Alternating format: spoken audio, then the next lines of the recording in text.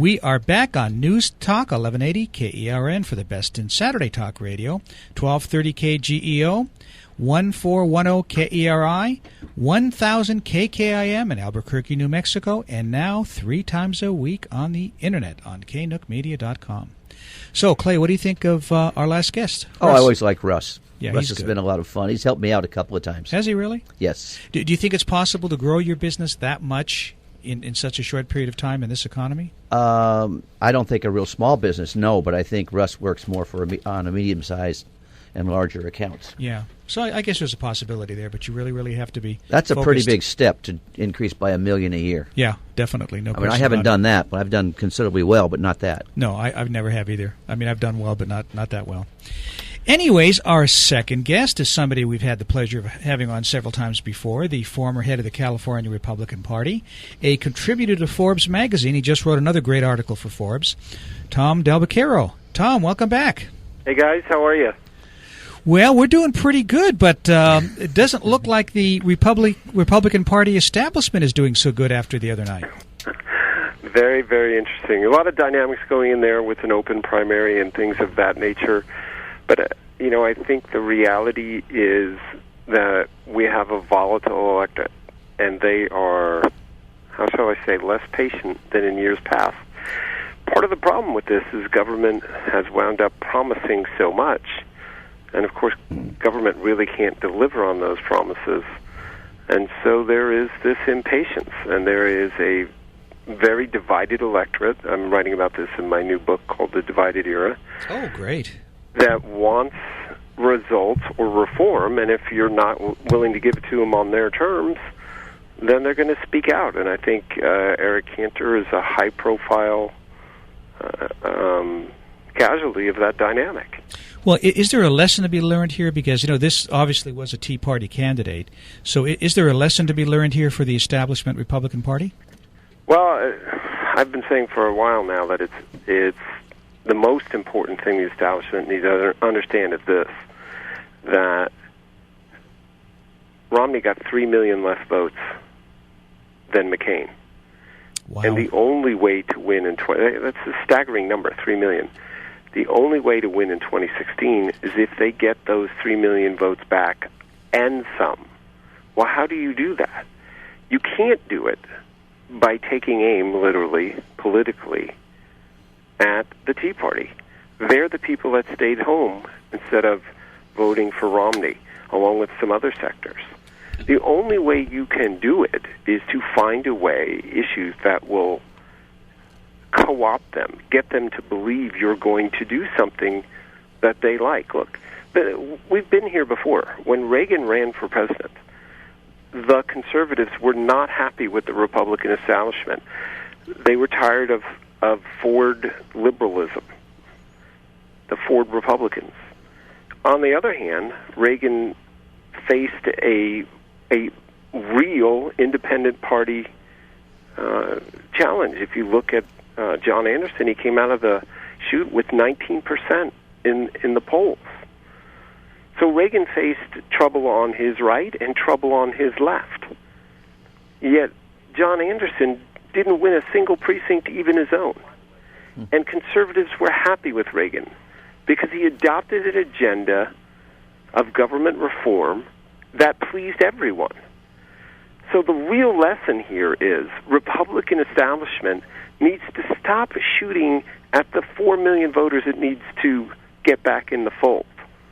And until they do that, they're risking President Hillary, or I think it's 50-50 she doesn't run. Mm-hmm. Really? I think there's a lot of disagreement with that. Well, I don't know. I think I agree with that. But why do you think it's 50-50 she wouldn't run? Well, and I'm actually here in New York for the week. The Clintons have a very touchy relationship with the media. And they're very suspect of the media because they don't think they've been treated fairly enough. They've always said that. And so, true. And so if you look at how her book came out, they went after her. In the sense of the reviewers said the book was pablum, nothing more than really just a campaign piece. she went on TV, and she got asked tough questions. She got excoriated over the ludicrous comment about their financial condition. They didn't protect her at all.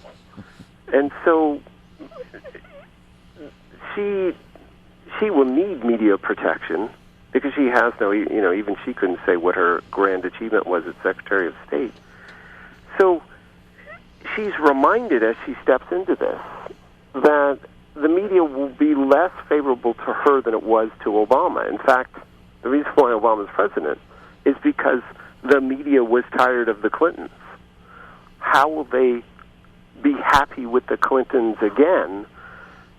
I don't see it. So I truly think it's 50-50 that she just decides, you know what, I don't want to spend the next 6 years of my life, maybe 10, struggling to do these sort of things. I mean, she might decide at her age, and she's not young, that it isn't worth it.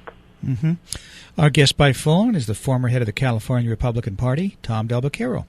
Tom, I agree with you. There's, I think, one of the best books on politics in the last 20 years was Game Change, written about the last election. And they made a good point. They said that a lot of the powers to be in the Democratic Party were afraid of Hillary because of Bill's baggage. So they actually went to Obama and said, you know, we all know your time's coming in 8 years, but we think your time's coming now, not in 8 years. So he took their advice and ran against Hillary, and, you know, all of a sudden you saw the... Yeah, they're regretting that now. Yeah. Because a lot of them are losing their jobs as well, and they're going to lose the Senate. Mm-hmm. It's, politics is a rough game, and the Cantor election, you can make the argument that it was an anti-incumbent result as well. What is Hillary going to... It's very hard for Hillary to run for president. What issue does she run on? Hillary care? No, that's a loser. She's going to run on targeted tax cuts. She's going to run on a populist, we need to get the middle class back to work. But in a way, some of that is tired, and people are impatient. So she's a very narrow lane to travel down in order to succeed. So what difference does it make? Whether she has an issue or not, you raise a good point, because she can say, the first woman president will be something that people will listen to. The problem in this case is that she's so much older. It's not like a young Obama. You're looking at an older candidate who won't be able to hold up as well. The Republicans need to get smart and nominate a Scott Walker or a Mike Pence who's younger, more ambitious, and has good results. They'd make a huge mistake if they nominate an older person of similar age, because they'll lose that dynamic. We've heard Scott Walker being recommended several times now. Quite interesting. Last time I was here in New York, I met with him. He's not shy about people talking about it. He's actually an incredibly nice human being, and he said something to me very interesting, and he's said it to others, but he said, it's amazing to me that people think it courageous to keep your word.